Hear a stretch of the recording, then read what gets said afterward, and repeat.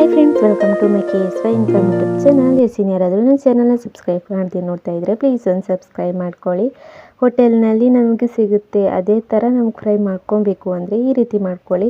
ಬಂಗುಡೆ ಫ್ರೈನ ಈ ಥರ ಮಾಡಿಕೊಂಡ್ರೆ ತುಂಬ ಚೆನ್ನಾಗಿರುತ್ತೆ. ಬಂಗುಡೆ ನೀಟಾಗಿ ಕ್ಲೀನ್ ಮಾಡಿಬಿಟ್ಟು ಈ ಥರ ಕಟ್ಸ್ ಹಾಕ್ಕೊಂಡು ಮಸಾಲೆಗೆ 1 ಟೀ ಸ್ಪೂನ್ ಆಗುವಷ್ಟು ಅಚ್ಕಾರದ ಹುಡಿ, ಹಾಗೆ 1 ಟೀ ಸ್ಪೂನ್ ಆಗುವಷ್ಟು ಕಬಾಬ್ ಪುಡಿ, ಹಾಗೆ 1 ಟೀ ಸ್ಪೂನ್ ಆಗುವಷ್ಟು ಪೆಪ್ಪರ್ ಪುಡಿ ಹಾಕ್ಕೊಳ್ಳಿ. 1 ಟೀ ಸ್ಪೂನ್ ಆಗುವಷ್ಟು ಇದು ಶುಂಠಿ ಬೆಳ್ಳುಳ್ಳಿ ಪೇಸ್ಟ್, ಹಾಗೆ ಕಾಯಿ ಮೆಣಸಿನ ಸೇರಿಸಿ ಪೇಸ್ಟ್ ಮಾಡಿರೋದು ಹಾಕ್ಕೊಳ್ಳಿ. ಅದಾದಮೇಲೆ 1 ಟೀ ಸ್ಪೂನ್ ಆಗುವಷ್ಟು ಕಾರ್ನ್ಫ್ಲವರ್, ಹಾಗೆಯೇ 1-2 ಟೀ ಸ್ಪೂನ್ ಆಗುವಷ್ಟು ಹುಣಸೆ ಹಣ್ಣಿನ ರಸ ಹಾಕ್ಬಿಟ್ಟು ಕಲಿಸ್ಕೊಳ್ಳಿ. ಹುಣಸೆ ಹಣ್ಣಿನ ರಸ ಇನ್ನು ಬೇಕು ಅಂದರೆ ಹಾಕ್ಕೊಂಡು ಕಲಿಸ್ಕೊಬೋದು.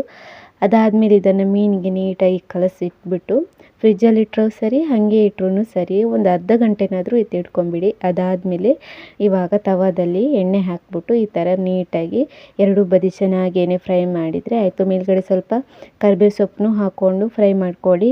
ಪರಿಮಳ ಇನ್ನೂ ಚೆನ್ನಾಗಿರುತ್ತೆ, ಟೇಸ್ಟಿನೂ ಆಗಿರುತ್ತೆ.